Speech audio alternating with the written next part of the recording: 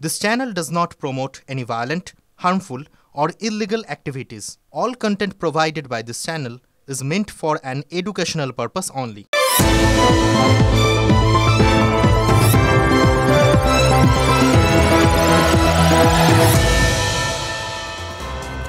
দেখুন, আজ শুরুতেই কয়েকটা কথা খুব পরিষ্কার করে আপনাদের বলে নেওয়া ভালো।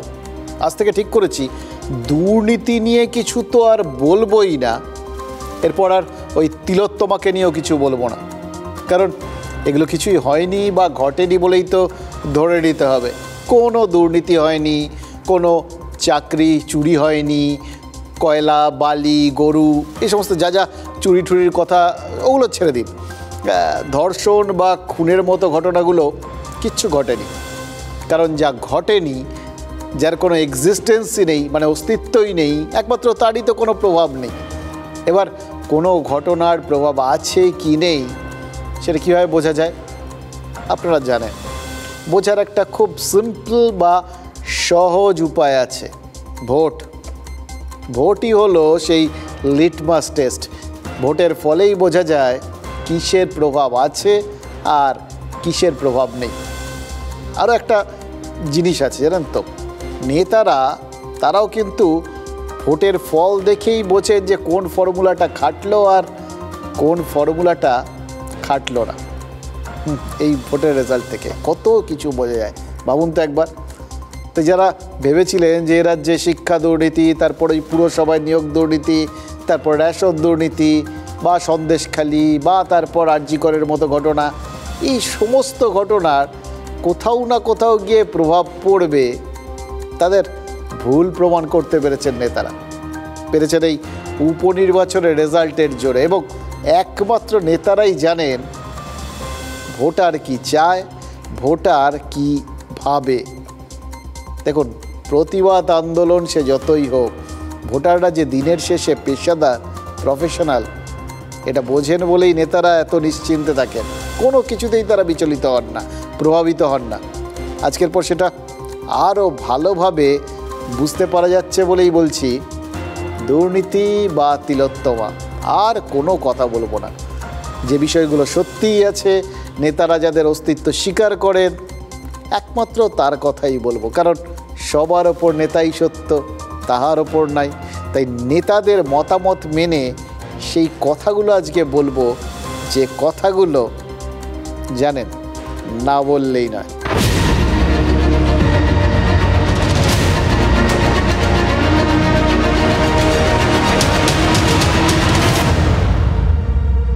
দেখুন, আজকে রাজ্যের 6 কেন্দ্রের উপনির্বাচনের রেজাল্ট বেরোলো।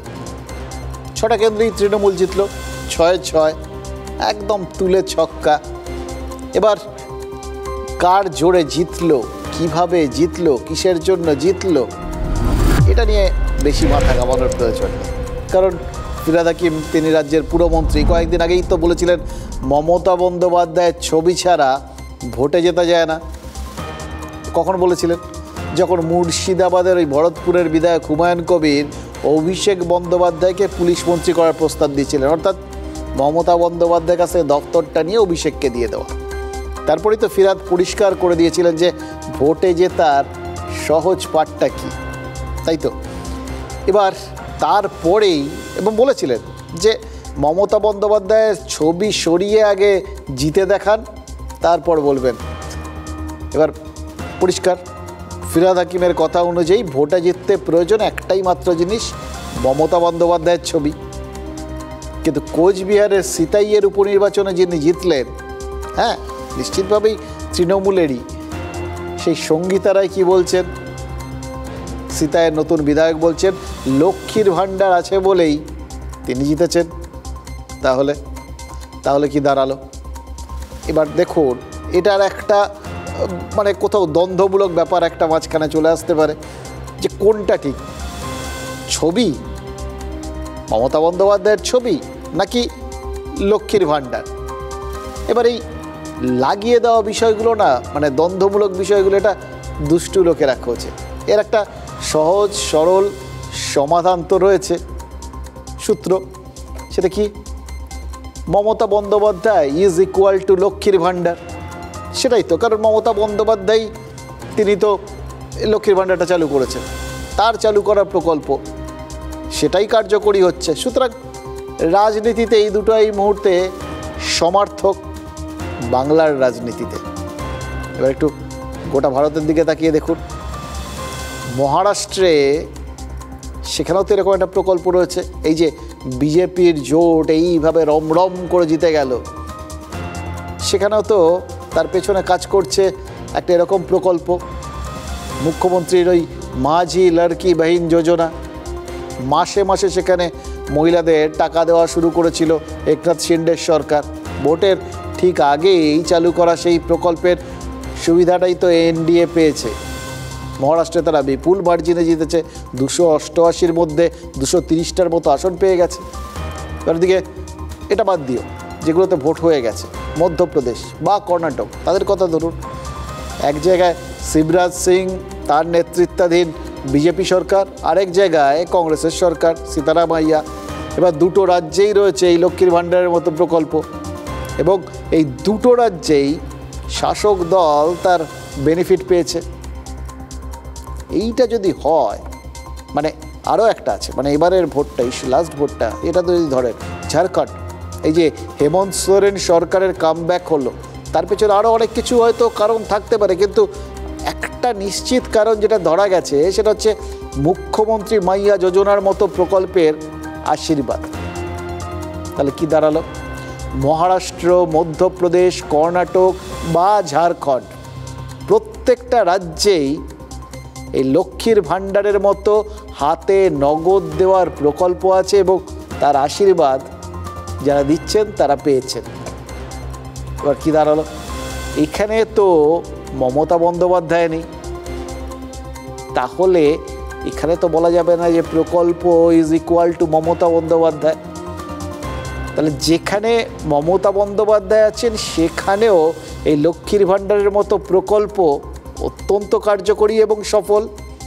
যেখানে নেই সেখানেও লক্ষ্মীর ভাণ্ডার একইভাবে সফল, মানে তার মতো প্রকল্পগুলো। মোদ্দা কথা, হাতে নগদের কোনো বিকল্প নেই। প্রকল্পের জন্য টাকা সে যেই দিক, মানুষ তাকে ভোট দিচ্ছে, অন্য কোনো দিকে তাকাচ্ছেই না। মানে অন্য দলের নেতাদের কথা ছেড়ে দিন, হয়তো এক্ষেত্রে যারা দিচ্ছেন সেই নেতাদের দিকেও তাকাচ্ছেন না। এইটা সম্ভবত জানেন তো, আমার যেটা মনে হচ্ছে এই হুমায়ুন কবিরের মতো লোকজন মাঝে মধ্যে বুঝে ফেলেছিলেন, সেই জন্যেই তারা এই বারবার পুলিশ মন্ত্রী অভিষেক বন্দ্যোপাধ্যায়কে করে দিন, মানে হচ্ছে মমতা বন্দ্যোপাধ্যায়ের কাছ থেকে নিয়ে দিয়ে দিন, এরকম কথাটা বলছেন। বা কেউ কেউ মুখ ফসকে মুখ্যমন্ত্রী অভিষেক বন্দ্যোপাধ্যায় এই সমস্ত বলে ফেলেছিলেন। রাজনীতিকদের কিন্তু মাথা ভীষণ দ্রুত চলে, তারা ভবিষ্যৎ দেখতে পান, অনেক দ্রুত এগিয়ে যান। এগুলো নিশ্চয়ই তারই ফল। আরেকটা জিনিসও মনে হচ্ছে জানেন তো, ওই যে বললাম মানুষ যে হাতে গরম কিছু দিচ্ছে, এই হাতে নিচ্ছে, এই হাতে দিচ্ছে, এর মানে কি? মানে ভোটাররা খুব পেশাদার হয়ে গেছে, প্রফেশনাল, ফুল প্রফেশনাল। যতই চারপাশে বিক্ষোভ প্রতিবাদ হোক, ভোটের লাইনে একবার গিয়ে দাঁড়ালে অধিকাংশ ভোটার কিন্তু ওই বললাম এই হাতে নিচ্ছেন, এই হাতে দিচ্ছেন। অতএব সবার ওপর নগদ সত্য ক্ষেত্রে, তাহার উপরে না এখনো বিশেষ কিছু আছে বলে তো মনে হচ্ছে না। আজকে মমতা ব্যানার্জি লক্ষ্মীর ভাণ্ডার উন্নয়নের জন্যে মা বোনরা ঢেলে ভোট দিয়েছে, যারা পুরুষের থেকে মায়েরা বেশি, বোনেরা বেশি দিয়েছে। সেই জায়গার থেকে আমি বলবো যে প্রত্যেকটা মা যারা আছে তাদের বড়দের চরণে আমার প্রণাম। What Mamata thinks today, rest of India things tomorrow.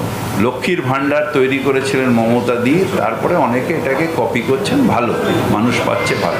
দেখলেন তো, যে প্রশ্নটা তুললাম, এই প্রশ্নটা যে উঠতে পারে এটা কিন্তু রাজনৈতিক নেতারা বুঝে যান। ফিরাদ হাকিম বুঝে গেছেন, ওই বললাম নেতাদের মাথা অত্যন্ত দ্রুত চলে, এবং যার জন্য এই যে অন্যান্য জায়গায় এই প্রকল্পের সার্থকতার কথাই যে উঠবে, এবং সেক্ষেত্রে আলটিমেটলি প্রকল্পটাই বড়, এরকম একটা ব্যাপার এসে দাঁড়াবে। অর্থাৎ ওই হাতে গরম স্ট্র্যাটেজি, সেটা বুঝতে পেরেই উনি কী করলেন, গোটা দেশের যত এরকম প্রকল্প আছে সবগুলো is equal to Mamata Bandyopadhyay করে দিলেন। ওই সেই গল্প ছিল না যে একজন একটা নতুন জিনিস বানিয়েছে, তো সে সেটা দেখিয়ে বলছিল আমেরিকান যে দেখেছো আমরা কত ছোট একটা যন্ত্র বানাতে পেরেছি, যে যন্ত্রটা এইটুকুনি একটা ফুটোর মধ্যে দিয়ে গলে চলে যাবে। তো সেইটা শুনে রাশিয়ানরা তারা আরও ছোট একটা যন্ত্র নিয়ে এলো, নিয়ে এসে বললো দেখেছো আমাদের যন্ত্রটা আরও কত ছোট জায়গার মধ্যে দিয়ে চলে যাবে। সব শেষে এলো চীনারা, তারা তো এমন একটা যন্ত্র নিয়ে এলো যেটা প্রায় চোখেই দেখা যায় না, বলে এটা ছুঁচের ফুটোর মধ্যে দিয়ে গলে যাবে। বাকি ছিল ভারতীয়, সে অত খাটাখাটনি না করে ওই চীনাদের যন্ত্রটা তুলে নিয়ে তার আগে মেড ইন ইন্ডিয়া ছাপ মেরে দিল। এই হচ্ছে সেই স্ট্র্যাটেজি। সমস্তটাই গোটা দেশে নির্বাচন জয়ের যাবতীয় মানে স্ট্র্যাটেজির একমাত্র পেটেন্ট মমতা বন্দ্যোপাধ্যায়ের কাছে। ফিরহাদ হাকিম সেটা পরিষ্কার করে দিলেন। দেখুন, সিতাইয়ের উপনির্বাচনে জয়ী তৃণমূল প্রার্থী বলেছেন মহিলাদের ভোট তিনি বেশি পেয়েছেন। অস্বাভাবিক নয়, লোকসভা ভোটে তো তাই হয়েছিল, পুরুষের তুলনায় সারা রাজ্যে মহিলা ভোট পড়েছিল বেশি। তৃণমূলের বিশাল জয়ের পেছনে মহিলাদের এই ঢেলে ভোট দেওয়াকে অন্যতম কারণ বলে মনে করেছিলেন অনেকে। কিন্তু লোকসভা ভোটের আগে তো আরজি করের ঘটনা ঘটেনি, উপনির্বাচনের আগে আরজি করের ঘটনা ঘটেছে। সেখানে একজন মহিলা ডাক্তারকে ধর্ষণ করে খুনের মতো ঘটনা ঘটেছে, যে ঘটনার প্রতিবাদে মানুষ স্বতঃস্ফূর্তভাবে রাস্তায় নেমেছেন, যাদের মধ্যে মহিলার সংখ্যা প্রথম থেকেই বেশি ছিল। রাত দখলের ডাক মহিলারাই দিয়েছিলেন। 14ই আগস্ট শুধু কলকাতা নয়, সারা রাজ্য জুড়ে প্রতিবাদের ছবিগুলো তো এখনও মন থেকে মুছে যায়নি, নাকি গেছে? মুছে গেছে বলেই কি আরজি কর আন্দোলনটা উপনির্বাচনে কোনো দাগই কাটতে পারেনি? দেখুন, সবাই সেটাই বলবেন, সোজা সাপটা বিষয়গুলো বুঝেনি। সবাই তো সেটাই বলবেন, বলার জন্য যথেষ্ট উপাদান রাজনৈতিক নেতাদের হাতে কিন্তু আছে। 6টা আসনের মধ্যে ছিল নৈহাটি আর মেদিনীপুর, এই দুটো আসনেই শহুরে ভোটাররা আছেন। আর নৈহাটি অবস্থানগত দিক থেকে তো আরজি করে নির্যাতিতার বাড়ির একদম কাছাকাছি। নৈহাটিতেও তো আন্দোলনের ঢেউ দেখা গেছে, রাত দখল থেকে দ্রোহের আঁচ সেটা নৈহাটি শহরে দেখা গেছিল। এমনকি সেই মিছিল হামলা করে বানচাল করার চেষ্টা হয়েছে বলেও তো অভিযোগ উঠেছিল। সেই নৈহাটিতে 2021 সালের বিধানসভা ভোট আর গত লোকসভার রেজাল্টকেও ছাপিয়ে গেছে শাসক। নৈহাটিতে 2021-এ তৃণমূল জিতেছিল প্রায় 19,000 ভোটে। 24-এ ব্যারাকপুর লোকসভার মধ্যে নৈহাটিতে তৃণমূলের লিড ছিল 15,000-এর মতো, এবার সেটা 50,000-এ পৌঁছে গেল। মেদিনীপুরেও তো একই ছবি। 21-এর ভোটে জুন মালিয়া 24,000-এর কিছু বেশি ভোটে জিতেছিলেন। 24-এর লোকসভায় সেটা কমে 2,000-এ নেমেছিল, সেখানে এবার লিডটা গিয়ে দাঁড়ালো 33,000-এরও বেশিতে। আরও একটা ঘটনা ঘটল, এই দুটো কেন্দ্রেই শুধুমাত্র জামানত বাজেয়াপ্ত হলো বামেদের, যে বামেরা কোট আনকোট আরজি কর আন্দোলনের নেপথ্যে ছিল বলে নিশানা করেছিল তৃণমূলও। এবং তার ফলে এই আন্দোলনটা ভোটে কোনো প্রভাবই ফেলেনি, এটা বলার জন্য যথেষ্ট পরিমাণে রসদ রয়েছে তৃণমূলের হাতে। এই অবধি বিষয়টা খুব পরিষ্কার, সেটা তারা বলছেন, সেটা ধরে নিতে হবে তাহলে। যে দেখুন, এর মাঝখানে কতগুলো বিষয় আছে, যে এটা উপনির্বাচন ছিল, উপনির্বাচনে যে 6টা কেন্দ্রে উপনির্বাচন হচ্ছে তার মধ্যে 5টাই তৃণমূলের দখলে ছিল, একটা ছিল বিজেপির দখলে মাদারিহাট, সেটা এবার তৃণমূল দখল করে নিচ্ছে। এবং লোকজন আপনারা যদি কথা বলে দেখেন, কারুর মনে কিন্তু তৃণমূল যেই 5টার মধ্যে অধিকাংশতেই জিতবে, অর্থাৎ যে 5টায় তারা জিতেছিল সেই 5টায় তারা হেরে যাবে, এরকম কিন্তু কারুর মনে হয়নি। কারুর মুখে শুনবেন না। লোকের আগ্রহ জিজ্ঞাসা কী ছিল? 6-6 হবে, মানে বিজেপির হাতে যেটা রয়েছে সেটা ছিনিয়ে নিতে পারবে। ছিনিয়ে নিয়েছে, সেদিক থেকে পুরো ঠিকঠাক হয়ে গেছে। কিন্তু তার সঙ্গে সঙ্গে এটাও তার মানে ধরে নিতে হবে যে লোকজন এরকম ভাবনা চিন্তা করছিল, মানে এই আরজি কর বা এই রাত দখল আন্দোলন, মানুষের স্বতঃস্ফূর্ত প্রতিবাদ, এগুলোর কোনো প্রভাবই এই ভোটে পড়ার কথাই ছিল না। বিষয়টা কি সেরকম না? এটা বললে না সত্যের অপলাপ হবে।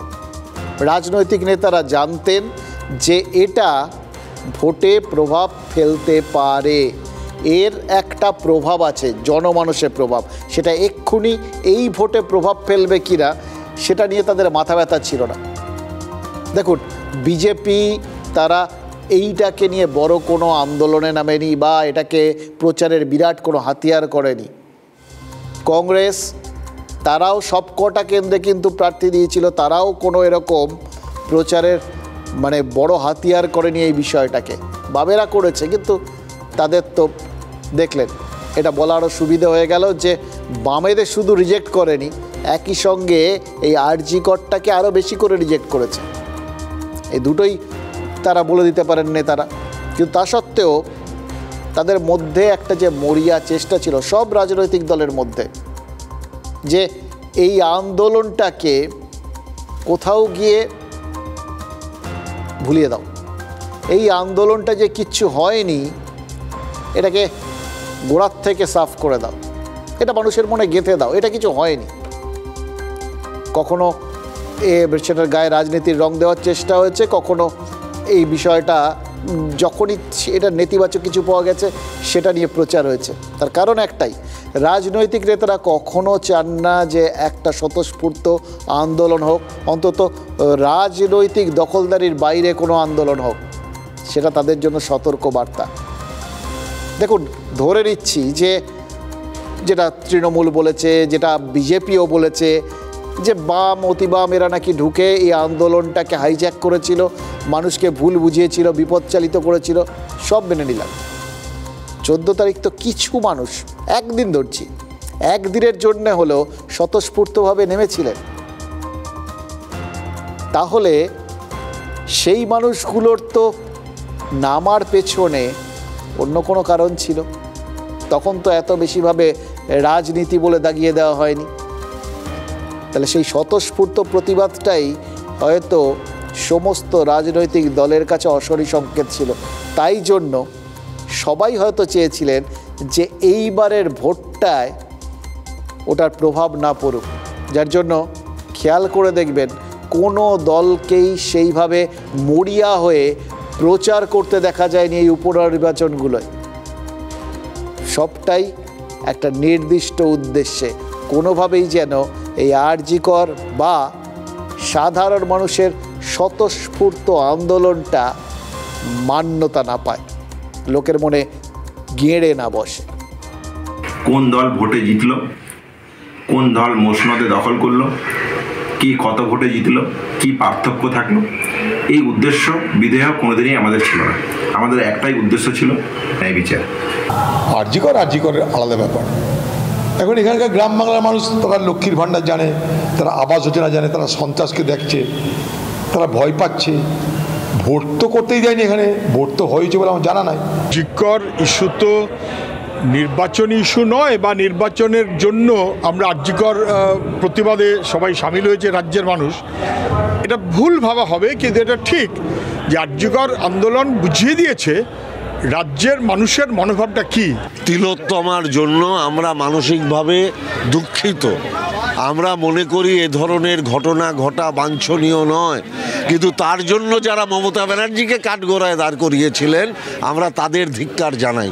আমার বোনের মৃত্যুকে নিয়ে যারা রাজনীতি করেছিলেন তাদের বিরুদ্ধে নৈহাটির মানুষ রায় দিয়ে। আরজি করের প্রভাব কি? আরজি কর তো আমার বিরুদ্ধে নয়, ডাক্তাররা তো আমাদের বিরুদ্ধে নয়, বা আমরা ডাক্তারের বিরুদ্ধে নয়। এটা লাগিয়ে দিচ্ছে সিপিএম। ভেবেছিল যে ওই নেপোয়ে মারে দই, না, ওরাও যেটা চাইছে আমিও সেটা চাইছি।